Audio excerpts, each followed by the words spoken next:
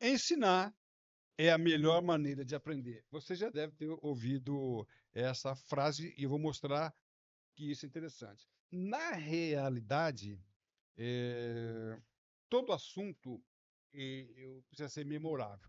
Eu sempre repito, e vou repetir mais uma vez, porque é interessante. Eu vi um renomado comunicador dizendo que uma palestra tem que ser memorável, ou uma qualquer apresentação. Ele só não explicou o que é memorável e não explicou também como fazer isso. E o que nós vamos mostrar hoje aqui é exatamente o que ele falou. O que eu devo fazer para que a minha aula seja memorável, para que a minha palestra seja memorável, ou ainda para que o assunto que eu esteja transmitindo seja memorável na cabeça do meu interlocutor, tá? E esse assunto serve para comunicação oratória e também para provas e concursos, tá? E vou falar aqui a diferença, embora haja diferença, mas eu vou mostrar que a diferença. E aqui há uma pergunta muito interessante. Professor Calazans, eu comecei a me preparar agora em janeiro para o meu concurso, que vai ser em novembro. Como é que eu vou guardar na minha cabeça, professor Calazans, uma matéria que vai ser avaliada só em setembro, outubro, né? Está dentro desse contexto. Você tem que memorizar. E o que é memorável? Memorável ou memória tem esses três pontos: é reter um conhecimento, guardar um conhecimento, né? Armazenar esse conhecimento e recuperar. Quer ver só que coisa interessante? Você encontrou uma pessoa, esteve com ela e não lembrou o nome dela. E ficou ali, né? Você não quis passar vergonha, não perguntou o nome dela. Depois você foi para casa, um dia, 2 dias depois, você estava tomando um café, tomando um banho, o nome, sem que você pensasse, o nome veio à tona. Então, o que aconteceu aí? A tua memória falhou. E eu explico isso em, em outros cursos, tá? Até no curso de prova concurso eu explico isso. Por que que acontece? Ou você não soube armazenar, o nome não estava lá, ou estava, ou o nome estava, nesse caso, nesse exemplo, o nome estava lá. Tanto é que você lembrou depois, mas você não conseguiu lembrar na hora que você precisava. Então você não conseguiu recuperar. Eu me lembro de um aluno, concurseiro, ele fez a prova, não passou, foi muito mal na prova. Depois ele foi fazer a prova, ele falou: professor Calazans, na hora da prova me deu um branco. Se eu tivesse, depois ele fez a prova, teria passado e se classificado. E depois, quando ele foi fazer a prova em casa, sem consulta, ele se lembrou de todos os detalhes. Então a memória falhou, ou não soube reter, inserir a matéria, não soube armazenar ou recuperar, tá? Então, nós não vamos hoje conversar sobre todas essas técnicas, mas nós temos, para quem faz provas e concursos, nós temos técnicas de como inserir um conhecimento, como armazenar e recuperar. E como? Quais são as técnicas que elas usam? São várias. Uma delas nós vamos apresentar aqui hoje. Para mim, professor Calazan, sempre um grande prazer tê-los a bordo. Ensinar a melhor maneira de aprender. Existe a pirâmide de William Glasser. Gente, essa pirâmide aqui, ela é fenomenal. Esse assunto aqui, é, essa pirâmide só tem uma ressalva que muitos cientistas, eles fazem uma crítica, pois ela não foi comprovada cientificamente.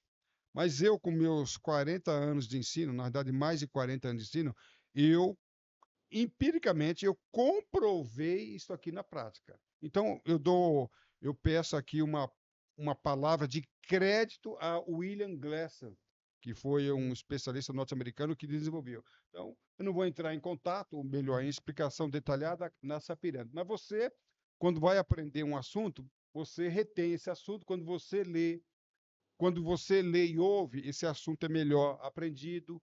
Quando você lê, ouve, vê e assim por diante. Quando você conversa, quando você debate, a importância do debate, e assim por diante, e ele fala o nível. A melhor maneira de você aprender um assunto é você explicar ou ensinar para alguém. E a retenção está na casa de 95%. Ontem eu estava fazendo uma consulta E alguém falava que quando você ensina um assunto, você tem uma retenção, um aprendizado na faixa de 90% ou mais. Então é isso que eu queria falar para você. Quando você ensina um assunto, você aprende mais. Vamos lá? Quando você ensina, aquele assunto, ele sai da memória temporária e passa para a memória permanente. Lembra a dúvida daquele aluno? Como é que eu, em janeiro, vou estudar um assunto de tal maneira que esse assunto vai ser avaliado em setembro? Como é que eu faço para que o tópico, esse assunto permaneça na minha cabeça? Ensinar é uma das técnicas. Lembrando que quando eu estou falando de memória, gente, vamos lá. Eu estou falando de neurociência, eu preciso falar de neurociência e de neuroplasticidade. O problema é que as pessoas vão fazer concurso, palestra, dar aula, elas se preocupam com o assunto. Então, eu vou estudar direito penal.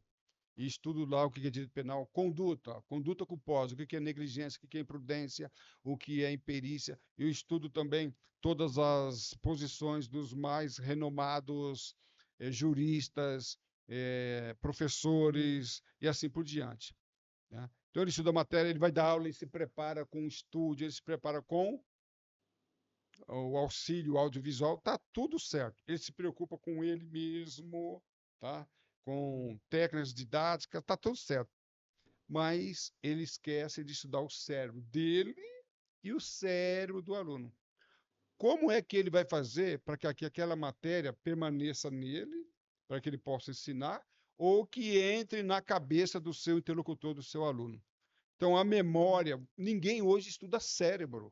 Cérebro, nesse contexto, eu considero que é a parte mais importante do processo ensino-aprendizado. Tem gente que não diz que não é o mais importante. Para mim é o mais importante. E essa parte está sendo negligenciada. Então, a matéria não é ensinada. Você vê, o aluno estuda. Eu estudei muito, aprendeu nada. Então, estudar, infelizmente, estudar deveria ser sinônimo de aprender, mas infelizmente não é. A pessoa estuda muito e não aprende nada. Eu ou outras pessoas estudam menos e aprendem mais. Então, se eu não provocar uma conexão entre os meus neurônios, se não houver uma transformação, sinapse, não há aprendizado. Eu posso ficar o dia todo aqui lendo um livro, estudando matemática, estudando direito, seja lá o que for. Se eu, dependendo de como eu estudar, se não houver neuroplasticidade, se não houver sinapse, se não houver conexão entre os neurônios, não haverá aprendizado. Eu vou estudar o dia todo e não vou aprender. E ensinar é uma maneira de provocar o nosso cérebro. Quando há neuroplasticidade, o nosso cérebro fica excitado. Disparo de elétrons, há uma reação química. Se não houver essa reação elétrica e se não houver reação química, não há neuroplasticidade, não há aprendizado. E quando eu ensino, eu coloco o meu cérebro em estado de excitação. Então, eu preciso ensinar o que eu aprendi. Tá? Você não precisa ser professor. Quando nós falamos aqui, então eu tenho que me tornar um professor. Não.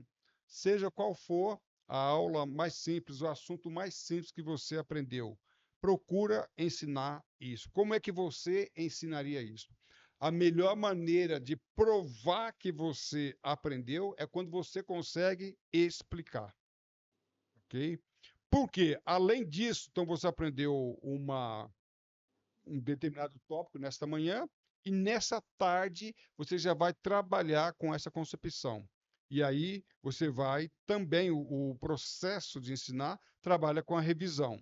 Lembrar, e a revisão ou ensinar é lembrar várias vezes. Lembrando, neurociência já comprovou isso, que a repetição é a rainha da memorização. Olha que coisa doida. A repetição é a rainha da memorização. Então, quando eu dou aula, repetidas vezes, o meu cérebro começa a consolidar aquele assunto. Tá bom? Então, ensinar está embutido aí a repetição. Lembrando, deixa eu deixar bem claro aqui.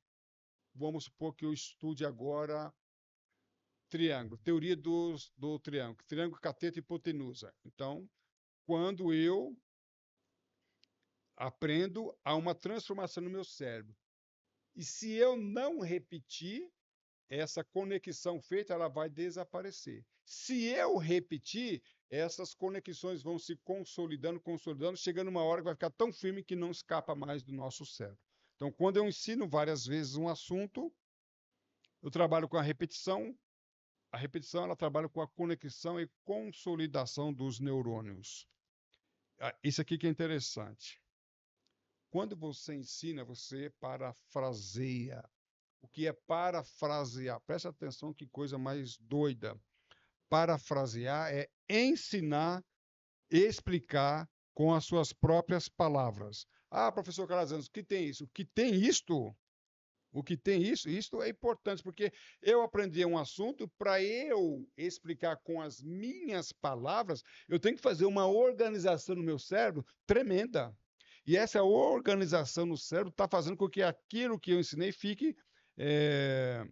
ele fique fixado.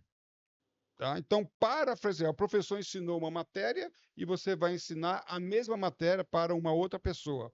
Você vai precisar organizar. Essa organização do pensamento é uma coisa esdrúxula, uma coisa fenomenal, que é uma característica que só professor tem. Outros, lembrando uma coisa, hein? Vou falar uma coisa aqui para você, presta atenção. Você já viu pessoas com excelentes conhecimentos. Às vezes é professor, é um médico, é um jurista, desembargador. Isso não quer dizer que ele é necessariamente um professor. Você já ouviu aquela expressão? Esse professor sabe muito, mas não tem didática. Então não é professor. Se ele não sabe ensinar, ele não é professor. Ele pode ser qualquer coisa, pode ser cientista, pode ter mestrado, doutorado, ele é um monte de coisa, não é professor. E eu queria deixar bem claro é o seguinte, que muitas vezes esses profissionais não conseguem organizar o pensamento de tal forma a transmitir para outra pessoa. O cérebro dele é diferente. E quando você ensina, você trabalha com o cérebro de tal forma que aquilo que você aprendeu venha se fixar. Einstein. Einstein, ele queria ser incinerado após a sua morte. Ele não queria que ninguém estudasse o seu cérebro. Ele não queria, mas não foi o que aconteceu. Claro que pegaram o cérebro dele e estudaram. E quando foram estudar o cérebro dele, pesava um pouquinho mais que um cérebro comum, um pouquinho mais, e também tinha um pouquinho maior.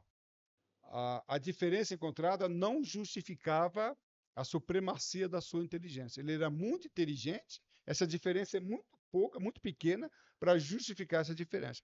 E depois chegaram à conclusão que a inteligência de Einstein ela deve-se à neuroplasticidade, conexão entre os neurônios.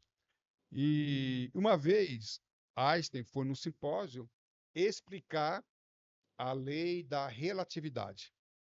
Passou lá um dia todo explicando. Ao sair, ele encontrou um ajudante geral, um homem muito simples, e conversou com ele. O Einstein, o senhor poderia explicar para mim a lei da relatividade?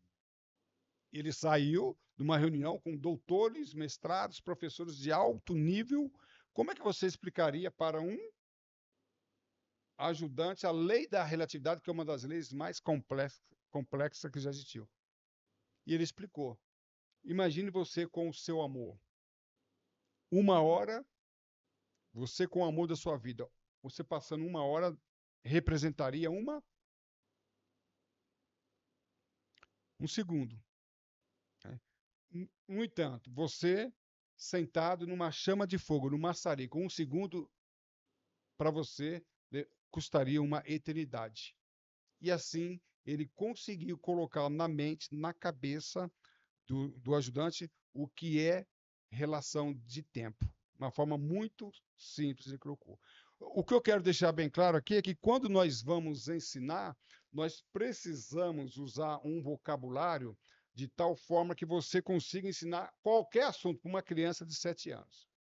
Se você não conseguir ensinar o que você aprendeu para que uma criança de 7 anos entenda, você não aprendeu aquele assunto de tal forma que ele fique memorável. Professor Calazans. Então, eu acabei de aprender teoria da conduta culposa. Se o professor pedir para eu explicar isso para ele, ele vai entender. Agora, para eu explicar isso para uma criança de 7 anos, 10 anos, eu tenho que fazer uma operação, um raciocínio doido para transformar um assunto aparentemente complexo para uma criança.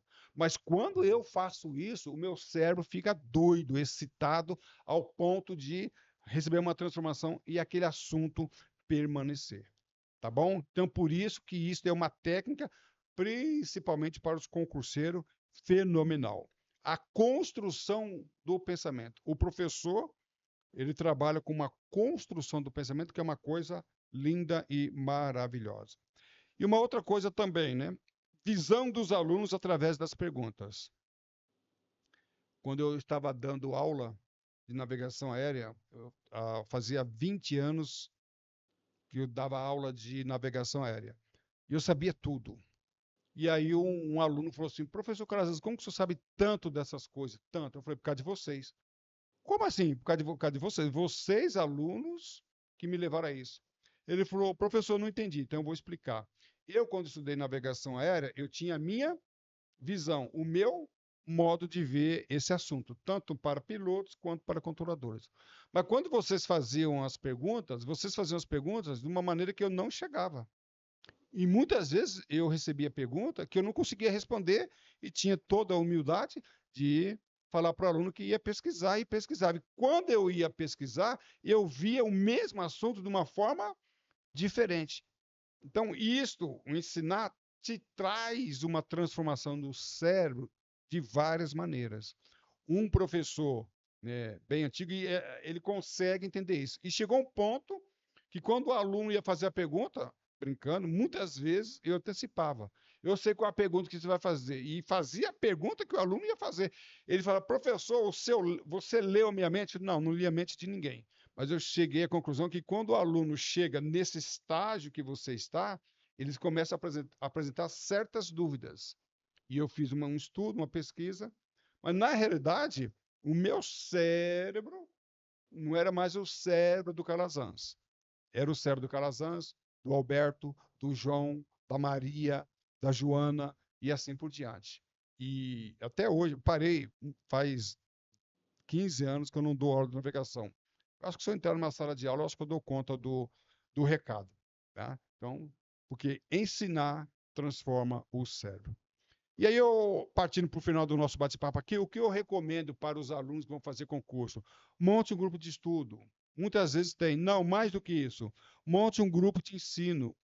Monte um grupo de aprendizagem. Então, eu vou fazer o concurso, nesse concurso tem a área jurídica, eu vou falar sobre responsabilidade civil do empregador e assim por diante. Ou qualquer outro tópico.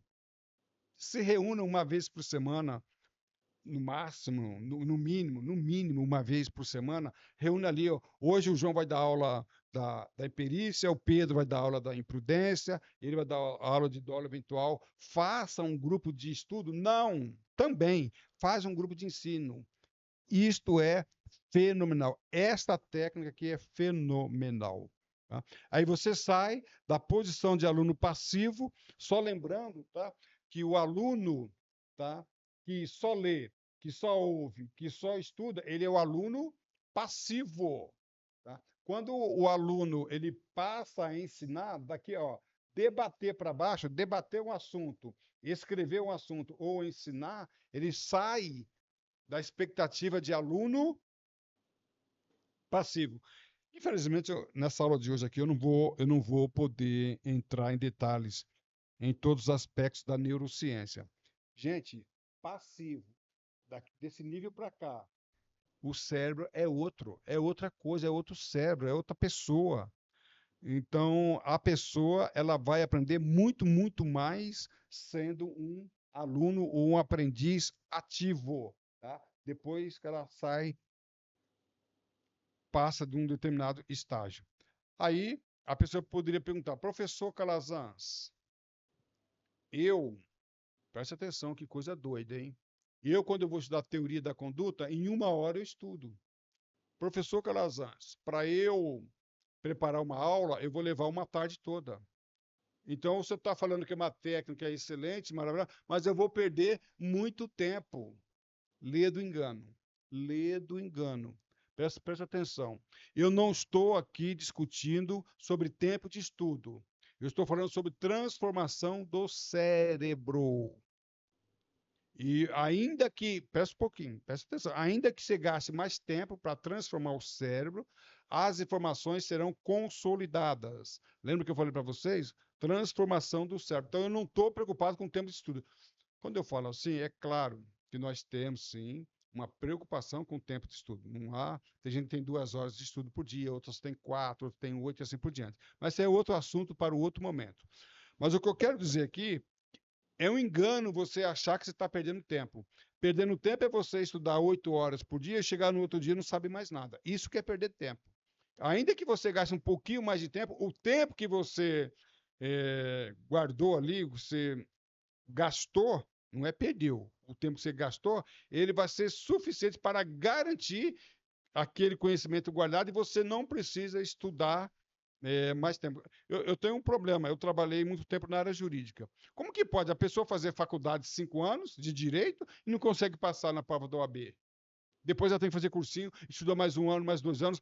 Como que ela pode ter estudado 5 anos e não passa na prova da OAB? Eu conheço pessoas que levou mais 5 anos, ou seja, mais 5 anos, então não é o tempo. Que se fosse tempo, 5 anos de faculdade, você passaria no AB. Então não é o tempo, foi o modo que você estudou. Você não conseguiu memorizar. Professor Calazans, o que eu estudei no primeiro ano de direito, eu vou lembrar no 6º ano, depois do 5º ano, para fazer o AB, porque você não soube estudar. Você estudou para a prova. Você não estudou para aprender. Você estudou para fazer prova. Você não estudou para transformar o seu cérebro. E o cérebro, todos os cérebros se transformam a qualquer idade. Então, o problema foi esse. E técnica de ensino são mais, é uma das técnicas para isso, tá bom? O tempo, eu não estou nem aí, eu não estou preocupado com o tempo. Claro que estou, mais importante do que o tempo, eu estou preocupado com a memória permanente. Memória temporária.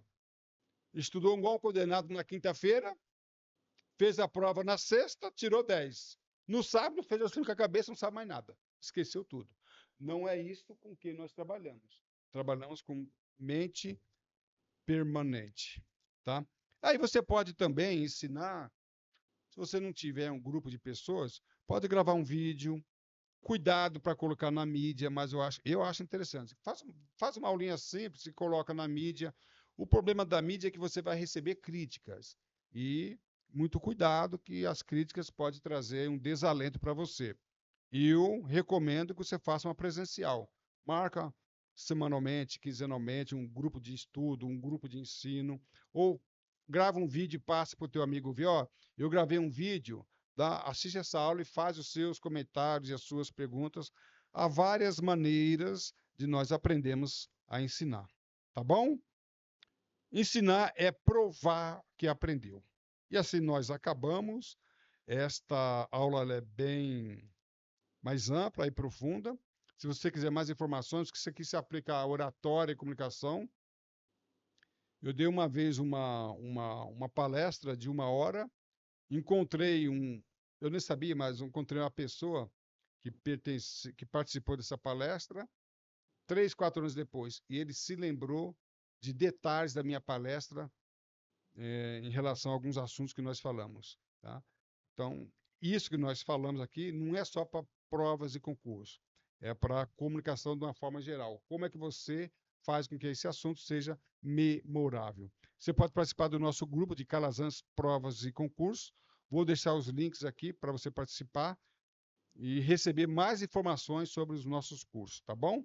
O nosso telefone é o Zap, 55 11 9 86936733, e nosso e-mail, né? calazanzaniel@gmail.com. A sua atitude define a sua altitude. Voe alto, estude com o professor Calazans. Para mim, professor Calazans, sempre um grande prazer tê-los a bordo. Um abraço e tudo de bom.